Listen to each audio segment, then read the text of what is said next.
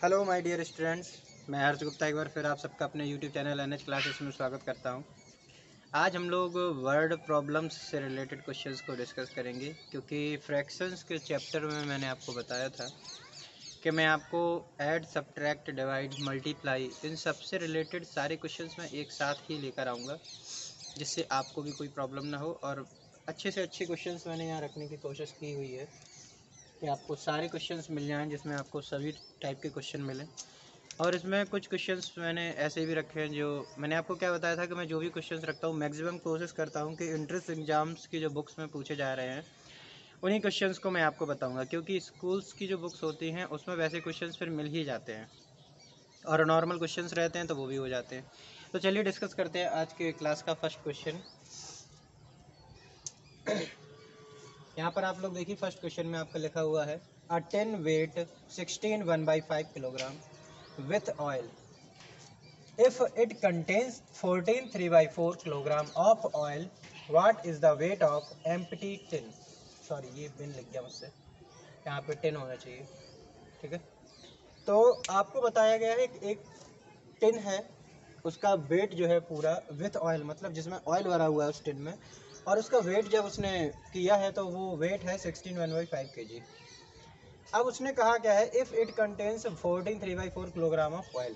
उसने ये बोला है कि जो टिन का वेट है, जो टिन है जिसमें ऑयल भरा हुआ है, उसका वेट तो दे दिया उसने, और उसके बाद उसने बोला है जो ऑयल है वो केवल इतना है उसमें 14 3/4 kg, यानी कि टिन में ऑयल इतना है। अब उसने पूछा what is the weight of empty tin, यानी कि अगर ऑयल को हम खाली कर दें, ऑयल को हम निकाल दें बाहर, तो हमें पता चल जाएगा कि कितना उस एम्प्टी टिन का वेट होगा। तो इसमें क्या करेंगे, ये सेम वैसा ही है कि अगर एक बाल्टी है जिसमें 10 किलोग्राम जिसका वेट है और उसमें 8 किलोग्राम वाटर भरा हुआ है, और आपसे क्या, अगर वाटर को हटा दिया जाए तो बकेट का वेट बताइए, तो आपको तुरंत पता चल जाएगा 10 टोटल था, 8 किलोग्राम वाटर है तो 2 किलोग्राम आपका क्या बचेगा, बकेट का वेट। वैसे इसमें करना है, सब्ट्रैक्ट करना है। क्या करना है, टोटल वेट में से आपको ऑयल का वेट सब्ट्रैक्ट करना है। तो चलिए करते हैं यहाँ पे क्वेश्चन नंबर ए को सॉल्व। सबसे पहले आपका टोटल वेट जो है वो क्या है, आप वो लिख लीजिए 16 1/5। सब्ट्रैक्ट किसको करेंगे, जितना आपका ऑयल का वेट है, 14 3/4 kg। ठीक है ना। तो सबसे पहले हम इनको इम्प्रॉपर फ्रैक्शन में कन्वर्ट करेंगे। 16 5 जा 80, 81 हो जाएगा। 81/5 माइनस 14 4 जा 56, 56 और 3 59, 59/4। देन आप क्या करोगे, इसका लोगे आप एलसीएम। जब आप 5 और 4 का एलसीएम लोगे तो आपका आएगा 20 आने के बाद आप क्या करोगे, डिनोमिनेटर से डिवाइड करोगे, 4 टाइम्स जाएगा, 4 का इधर मल्टीप्लाई हो जाएगा। इधर कितने का होगा, ये 5 टाइम्स 4 से डिवाइड होगा तो यहाँ 5 का मल्टीप्लाई हो जाएगा। अब आप मल्टीप्लाई करिए, 4 1 जा 4, 4 8 जा 32, माइनस क्या करेंगे, 5 9 जा 45 और 5 5 जा 25 और 4 29, यानी 295। अब आप कर दो इसको सब्ट्रैक्ट। जैसे ही आप इसको सब्ट्रैक्ट करोगे तो आपका आंसर क्या आएगा, यहाँ आप देखिए, 4 में से 5 नहीं जाएगा, 14 में से 5 जाएगा तो 9, यहाँ से कैरी लीजिए, यहाँ पे 1 बचा हुआ है, अब यहाँ से कैरी लेंगे 11 हो जाएगा, 11 में से 9 जाएगा, 2 बचेगा आपका, और यहाँ से कैरी ले ली थी तो अब कुछ नहीं बचना है, यानी 29/20 kg। ये आपका वेट आ गया किसका, एम्प्टी टिन का। एम्प्टी टिन का वेट आया है आपका 29/20 kg। ये रहा आंसर। आपको सिर्फ इसमें सब्ट्रैक्ट करना था, क्यों, क्योंकि आपको पता है टोटल वेट दिया है, और उस चीज़ वो वेट जो टिन है उसके अंदर जितना ऑयल है उसका भी वेट दे दिया। तो अब एम्प्टी टिन का वेट निकालने के लिए हमें बस टोटल वेट में से ऑयल के वेट को क्या करना पड़ेगा, सब्ट्रैक्ट कर देंगे। इसके बाद चलिए सेकंड क्वेश्चन की तरफ चलते हैं, क्वेश्चन नंबर बी की तरफ। The cost of 1 metre of cloth, यहाँ लिखा हुआ है cost of 1 metre of cloth is ₹32 1/2, यानी कि जो कॉस्ट है 1 मीटर क्लॉथ की वो इतनी है। ठीक है, इसके बाद how much does 3 1/5 metre of cloth cost. मैंने आपको नॉर्मल जब पढ़ाया था मल्टीप्लाई का चैप्टर, मैंने आपको वहाँ बताया था कि कभी भी आपको वन थिंग्स का रेट दिया जाए और मोर देन वन पूछा जाए, वो भले ही कुछ भी हो, मोर देन वन होना चाहिए, तो आप हमेशा क्या करोगे, मल्टीप्लाई करोगे।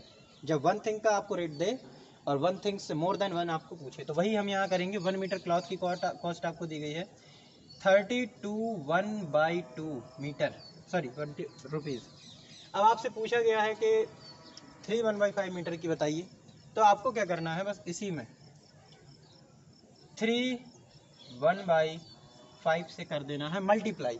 चलिए मल्टीप्लाई करते हैं। सबसे पहला काम आपको यही है कि मिक्स्ड फ्रैक्शन अगर दी गई है तो आपको उसको इम्प्रॉपर में कन्वर्ट करना है। सबसे पहले तो करते हैं 32 का 32 में मल्टीप्लाई करेंगे तो 64 आएगा, और 64 में 1 ऐड करेंगे तो आपको हो जाएगा 65/2। मल्टीप्लाई का साइन लगाएंगे, 5 3 15 और 1 16/5।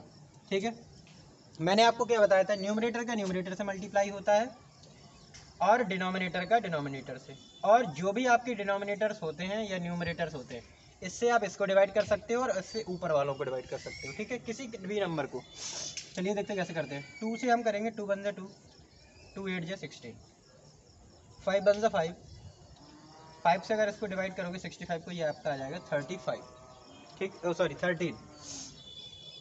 अब हमारा बचा क्या है, 13 मल्टीप्लाई 8। अब 13 का जब आप 8 में मल्टीप्लाई करोगे तो आपका आ जाएगा 104 रुपीज़। यही आपका आंसर है कि आपका 1/5 मीटर का जो क्लॉथ है उसकी कॉस्ट आएगी आपकी 104 रुपीज़। क्यों? क्योंकि इसमें मल्टीप्लाई करना था, हमने मल्टीप्लाई किया। स्टेप बाय स्टेप जैसे मैंने आपको चीज़ें बताई हैं, मल्टीप्लाई कैसे करना है, सब्ट्रैक्ट कैसे करना है, डिवाइड कैसे करना है, आप वैसे ही सेम चीज़ों को करेंगे। चलिए अब क्वेश्चन नंबर सी की तरफ चलते हैं। आपको यहाँ दिख रहा होगा question number C. A bucket weight 3/7 kg and a polybag weight 5/14 kg, what is the total weight. ये तो सीधा सीधा हिसाब किताब है कि आपको जब टोटल लिखा हुआ मिल जाए तो आपको दूर से ही दिख जाता है कि इस क्वेश्चन में क्या करना है, आपको ऐड करना है, एडिशन करना है। तो आपको बस यही करना है कि जो भी वेट आपको दिए गए हैं उसका आपको ऐड करना है, टोटल करना है। तो चलिए देखते हैं। बकेट का वेट आपका दिया हुआ है 3/7 प्लस, और आपका जो पॉलीबैग का वेट दिया है वो दिया है 5/14। दोनों का आप एलसीएम लेंगे 14 आएगा। मैं यहाँ एलसीएम करके नहीं दिखा रहा हूँ क्योंकि अब आप लोग अच्छे से एलसीएम करना सीख गए होंगे, आई होप समझ सकते हो आप लोग। वही यहाँ पे आप डिवाइड करोगे, 7 2 14, 2 का यहाँ मल्टीप्लाई हो जाएगा, 14 से 1 टाइम होगा तो यहाँ 1 का मल्टीप्लाई हो जाएगा, 3 2 6 होते हैं और 5 1 5, यानी आपका कितना आ जाएगा टोटल करने पे 11/14 kg। यानी कि जो वेट हो जाएगा आपका टोटल पॉलीबैग और बकेट का मिला करके वो आपका हो जाएगा 11/14 kg। ठीक है, तो इस तरीके से ये सी क्वेश्चन लगेगा। आप इसका पूरा एक स्क्रीनशॉट ले लीजिए जिससे आप लोगों को इसको समझने में और क्वेश्चंस को मैच करने में प्रॉब्लम ना हो। फिर मैं आगे नेक्स्ट क्वेश्चन बताता हूँ। ठीक है, हो गया होगा आई होप। इसके बाद हम लोग नेक्स्ट क्वेश्चन को पढ़ेंगे। क्वेश्चन नंबर डी की तरफ चलते हैं। आप लोग तब तक क्वेश्चन को पढ़िए, स्टडी करिए। The product of two number is 15 3/10, one of them is 6 4/5, find the other fraction।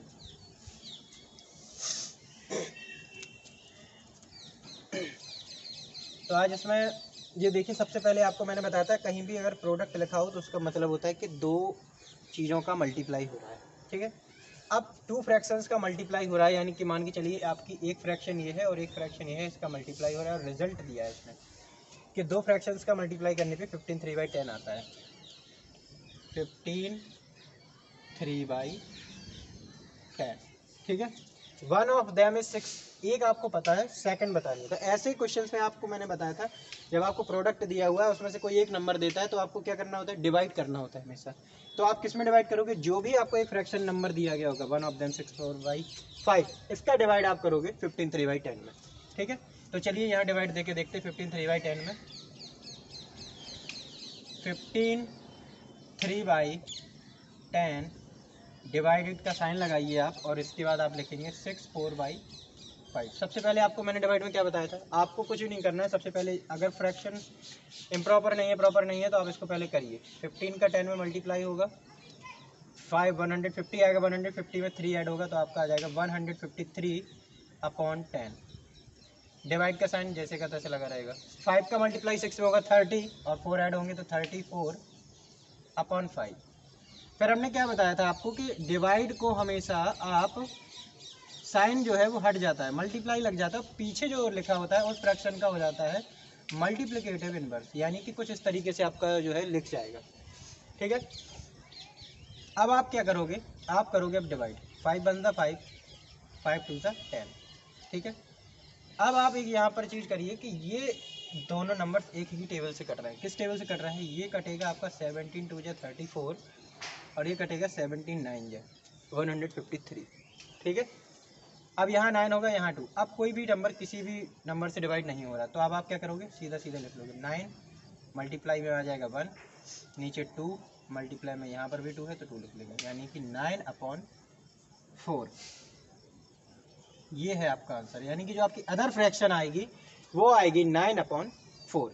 ठीक है, ये आपकी अदर फ्रैक्शन आ गई। अब जो क्वेश्चन आने वाला है क्वेश्चन नंबर ई, इसको बहुत ही आप लोग अच्छे से समझना, क्योंकि इसमें थोड़ा सा स्टैंडर्ड थोड़ा सा बढ़ चुका है। A boy reads 2/3 of a book, he finds that there are still 60 pages left to be read.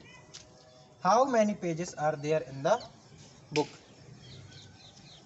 जो बॉय है उसने एक बुक रीड की हुई है, ठीक है, उस बुक का उसने 2/3 हिस्सा जो है रीड कर चुका है। अब उसने बाद में क्या देखा कि अभी भी उस बुक्स में 60 पेजेस लेफ्ट हैं पढ़ने के लिए, यानी कि 60 पेजेस बचे हुए हैं अभी रीड करने के लिए, और 2/3 बुक्स का वो पढ़ चुका है। तो पेजेस बताने हैं कि कितने, how many pages are there in the book, तो उस बुक में कितने पेजेस हैं टोटल।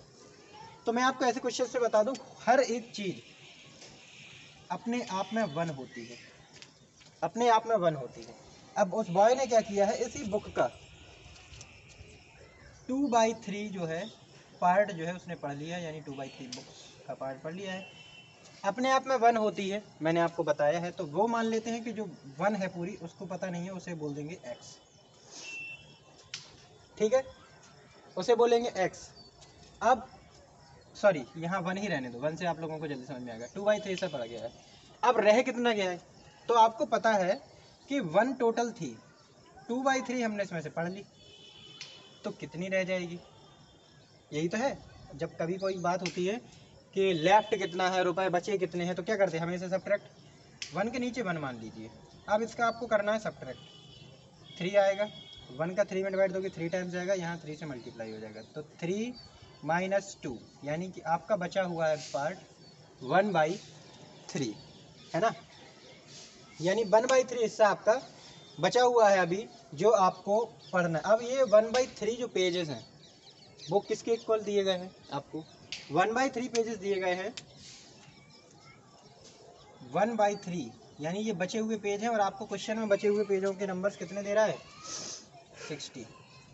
जब 1/3 के इतने हैं तो 1 का कितना होगा, तो 60 मल्टीप्लाई 1/3, सॉरी डिवाइडेड, ज़्यादा का दिया है 1 का पूछा है, हमेशा डिवाइड चलता है, ठीक है ना। तो होगा क्या, 60 में मल्टीप्लाई हो जाएगा, इसका मल्टीप्लिकेटिव इनवर्स कर देंगे 3/1, तो ये आ जाएगा अब आपका 180 पेजेस, ठीक है। पहले आप एक बार इसका स्क्रीनशॉट ले लीजिए, फिर मैं आपको समझाता हूँ कैसे क्या करते हैं इसमें।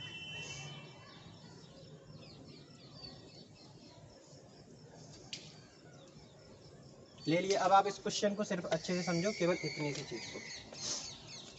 आपका यहाँ लिखा हुआ है boy reads 2/3 of a book, 2/3 किसी भी बुक का उसने रीड किया है, बुक होगी 1, टोटल हम नंबर्स मानेंगे 1, जिसका उसने 2/3 पार्ट आपको रीड कर चुका है, तो ये 2/3 जो किया है वो हो गया 2/3, ठीक है, जो दिया है उसने। इसके बाद ही finds that there are still 60 pages left to be read, अभी भी 60 पेजेस बचे हुए हैं। अब बचे हुए हैं तो पहले तो बचे हुए पेज हमें पता चल जाए कितने हैं, पेजेस लेफ्ट, किस में, इस फॉर्म में, फ्रैक्शन के फॉर्म में, क्योंकि उसने पार्ट जो पढ़ा है उसी के हिसाब से पार्ट भी तो देखना है। अब कितना पार्ट रह गया है, अगर ये पूरा एक पार्ट है और इसका इतना हो जाएगा तो इतना रह जाएगा ना, तो वैसे ही हमने क्या किया, 1 में से 2/3 को कम कर दिया, यानी कि सब्ट्रैक्ट कर दिया, तो हमें पता चला कि 1/3 हिस्सा अभी भी रह चुका है पढ़ने के लिए। अब 1/3 हिस्सा रह चुका है और उसका दिया क्या गया है कि पेजेस कितने हैं, 60 पेजेस है 1/3, तो 1/3 जब 60 पेजेस हैं तो 1 कितने के इक्वल होगा, तो आप क्या करोगे, 1/3 से डिवाइड कर दोगे 60 को। जब डिवाइड करोगे तो आपका ये कुछ इस तरीके से होगा, और आपका 180 पेजेस आपके आंसर आ जाएंगे, यानी टोटल पेज जो बुक में थे वो 180 पेजेस थे, उसका 2/3 आपने रीड कर लिया था, यानी कि 120 पेजेस रीड कर लिए थे, और 60 पेजेस आपके अभी भी स्टिल रिमेनिंग रह चुके थे, ठीक है। तो इस तरीके से इन क्वेश्चंस को करेंगे। ये लास्ट क्वेश्चन आप बहुत अच्छे से समझना एक बार, अगर आपको इसमें फिर से प्रॉब्लम आती है तो आप मुझको कमेंट बॉक्स में लिख के बताइएगा, मैं आपको फिर से समझा दूंगा। वर्ड प्रॉब्लम के क्वेश्चंस इसी तरीके से होते हैं, और आपको इन्हें बहुत अच्छे से ध्यान से करना होता है। ये क्वेश्चन का स्टैंडर्ड जो है ये सबसे ज़्यादा टफ था जो मैंने आपको एंट्रेंस एग्जाम की बुक्स से दिया हुआ है। तो आप इसको अच्छे से देखना और समझना, नहीं आए तो आप एक बार फिर से मुझसे कंसल्ट कर लेना, प्रॉब्लम मैं आपकी दूर कर दूंगा। ठीक है, मिलते हैं फिर नेक्स्ट वीडियो के साथ, तब तक के लिए बाय बाय।